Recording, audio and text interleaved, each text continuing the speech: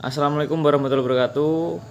Di sini kami dari kelompok 5 ingin mempresentasikan hasil dari kerja kami, yaitu tentang analisis PET. Pertama, anggota kami beranggotakan 8 orang. Yang pertama yaitu Rosidatul Laili dengan NIM 105, Salsabila Atika Febrianti dengan NIM 017, Tarisa Ardianti dengan NIM 117, Triwulandari dengan NIM 008, Umi Koiriah dengan NIM 024, Wanda Ayu Farah Imani dengan NIM 120, Yanuar Koirul Iswara Adi dengan NIM 057, dan Yunisa Bella Puspita dengan NIM 127.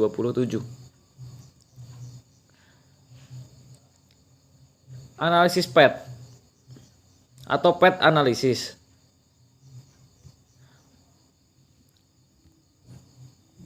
merupakan suatu teknik analisis statistika yang dikembangkan dari analisis regresi berganda. Pengertian analisis PET menurut para ahli. Menurut Jonathan Sarwono 2011, PET analisis merupakan analisis yang digunakan untuk menganalisis hubungan sebab akibat yang inherent atau variabel yang disusun berdasarkan urutan temporer dengan menggunakan koefisien jalur sebagai besaran nilai dalam menentukan besarnya pengaruh variabel independen exogenus terhadap variabel dependen endogenus. Menurut Strainer 2005, PET analisis merupakan perluasan dari regresi linear berganda dan yang memungkinkan analisis model-model yang lebih kompleks. Menurut Robert D. Rutherford 1993, PET analisis ialah suatu teknik untuk menganalisis hubungan sebab akibat yang terjadi pada regresi berganda. Jika variabel bebasnya memengaruhi variabel tergantung, tidak hanya secara langsung, tetapi juga secara tidak langsung. Metode PAT analisis. Metode PAT analisis adalah suatu metode yang mengkaji pengaruh atau efek langsung maupun tidak langsung dari variabel-variabel yang dihipotesiskan sebagai akibat pengaruh perlakuan terhadap variabel tersebut. Nah, kegunaan dari model PAT yaitu dalam statistik, analisis jalur atau yang biasa dikenal dengan PAT analisis adalah digunakan untuk mengetahui hubungan ketergantungan langsung di antara satu set variabel. Manfaat analisis PET. Yang pertama, penjelasan terhadap fenomena yang dipelajari atau permasalahan yang diteliti. Yang kedua, faktor determinan yaitu penentuan variabel bebas X mana yang berpengaruh dominan terhadap variabel terkait Y. Juga dapat digunakan untuk menelusuri mekanisme jalur-jalur pengaruh variabel terkait X terhadap variabel terkait Y. Yang ketiga, prediksi nilai variabel terkait Y berdasarkan nilai variabel bebas X dan diprediksi dengan analisis jalur ini yang bersifat kualitatif. Dan yang terakhir, pengujian model menggunakan theory trimming baik untuk uji reliabilitas konsep yang sudah ada ataupun uji pengembangan konsep yang baru. Kelebihan dan kekurangan analisis PET. Menurut Sarwono tahun 2012, keuntungan menggunakan analisis jalur atau analisis PET yaitu yang pertama, kemampuan menguji model keseluruhan dan parameter-parameter individual. Yang kedua, kemampuan pemodelan beberapa variabel mediator perantara. Yang ketiga, kemampuan mengestimasi dengan menggunakan persamaan yang dapat melihat semua kemungkinan hubungan sebab akibat pada semua variabel dalam model. Yang keempat, kemampuan melakukan dekomposisi korelasi menjadi hubungan yang bersifat sebab akibat causal relation seperti pengaruh langsung direct effect dan pengaruh tidak langsung seperti indirect effect dan bukan sebab akibat atau non-causal association seperti komponen semu spurious. Analisis jalur memiliki kelemahan, diantaranya yaitu yang pertama, tidak dapat mengurangi dampak kesalahan di dalam pengukuran. Yang kedua, analisis jalur hanya mempunyai variabel-variabel yang dapat diobservasi secara langsung. Dan yang ketiga, analisis jalur tidak mempunyai indikator-indikator suatu variabel laten.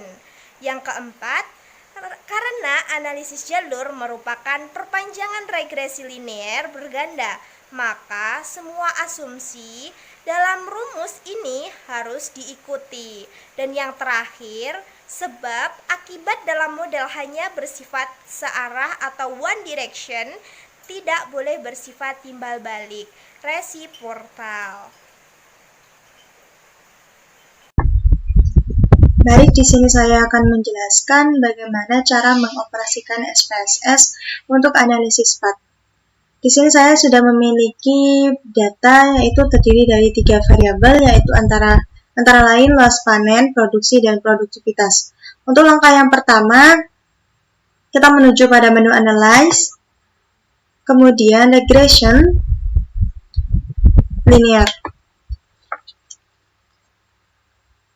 Nah, di sini kita meletakkan variabel ini pada masing-masing jenisnya. Untuk yang persamaan yang pertama yaitu pada variabel dependent, kita memasukkan luas panen pada jenis dependent. Kemudian untuk yang variabel independent ini adalah produksi. Lalu tekan OK.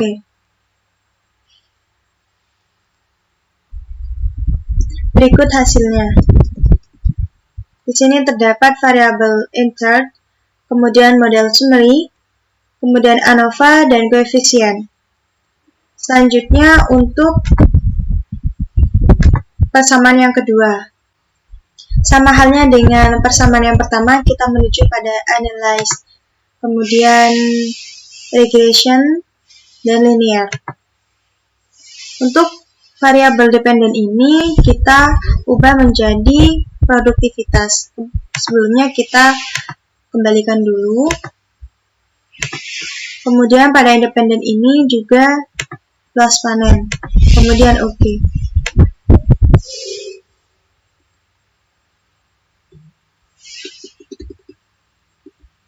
Sama halnya juga, di sini juga terdapat variabel insert, model summary, ANOVA, dan koefisien.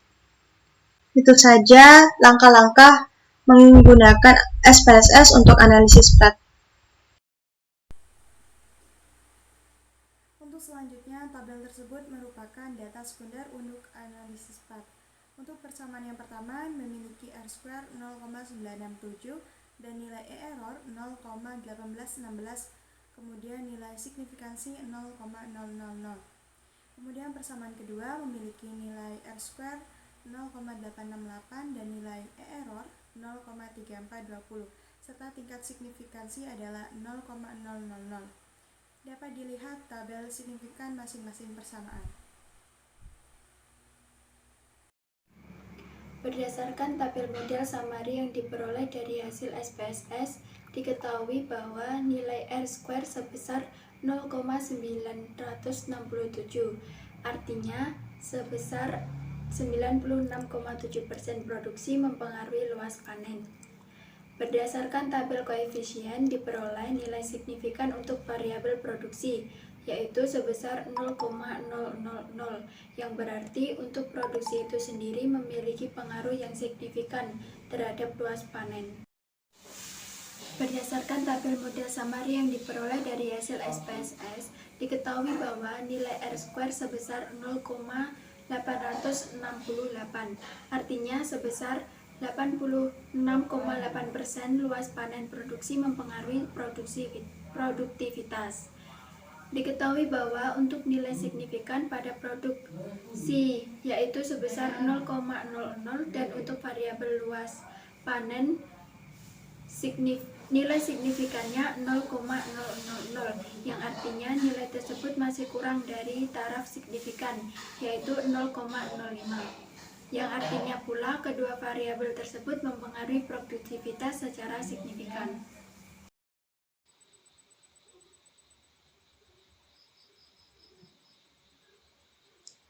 Selanjutnya, untuk mempermudah kita satukan antara output pertama dengan output kedua.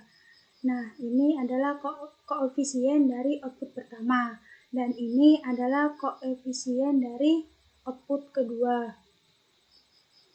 Selanjutnya, kita akan mengisi angka-angka yang ada di kerangka awal yang kita buat tadi. produksi terhadap produktivitas nilai P1 adalah 4,944, yakni sesuai dengan output pada persamaan kedua, yakni pada nilai beta 4,944. Lalu untuk nilai P2 adalah 0,983 dan SP2 dengan nilai 0,001, yakni produksi terhadap luas panen.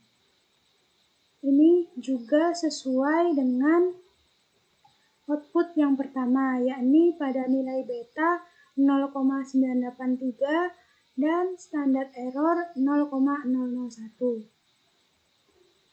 Yang terakhir yakni P3 dengan nilai minus 4,6,6 dan SP3 0,002. Hal tersebut juga sesuai dengan output dari persamaan kedua, yakni pada nilai beta yaitu minus 4,6,6 dan 0,002. Tak lupa kita juga menyantumkan E1 yang sebelumnya sudah kita hitung, yakni dengan nilai 0,1816 dan juga E2 yakni dengan nilai 0,3420. Nah, seperti ini. Lalu untuk mengetahui pengaruh langsung dan tidak langsung, kita tinggal lihat dari kerangka tadi, yakni pengaruh langsung antara luas panen terhadap produktivitas, yakni senilai P1 4,944. Dan untuk pengaruh tidak langsung, yakni P2 dikali dengan minus 4,606,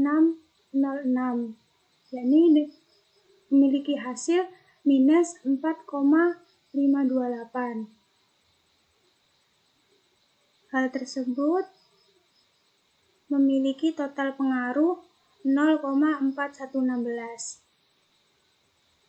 Selanjutnya, untuk mengetahui apakah luas panen memiliki mediasi terhadap produksi dan produktivitas, yakni kita akan menggunakan perhitungan Sobel test dengan rumus yang sudah tertera di sini. Tinggal kita masukkan saja, yakni P3 kuadrat dikali SP2 kuadrat ditambah P2 kuadrat SP3 kuadrat ditambah SP2 kuadrat dikali SP3 kuadrat, yakni minus 4,6,6 kuadrat dikali 0,001 kuadrat ditambah 0,983 kuadrat dikali 0,002 kuadrat ditambah 0,001 kuadrat dan dikali 0,002 kuadrat yang menghasilkan 0,005. Sedangkan T hitung sendiri memiliki rumus P2 dikali P3 dibagi SP2 dikali P3, yakni 0,983 dikali minus 4,606 dibagi 0,005, yakni hasil yang tadi. Akhirnya menghasilkan minus 905,5396. Karena T hitung memiliki jumlah minus 905,5396 lebih kecil daripada T tabel, yakni dengan jumlah 1,96, maka luas panen tidak memediasi hubungan produksi terhadap produktivitas. Sebab di awal tadi sudah dijelaskan bahwa variabel tersebut dapat memediasi jika T hitung lebih besar daripada T tabel. Artinya hipotesis yang kedua tadi ditolak.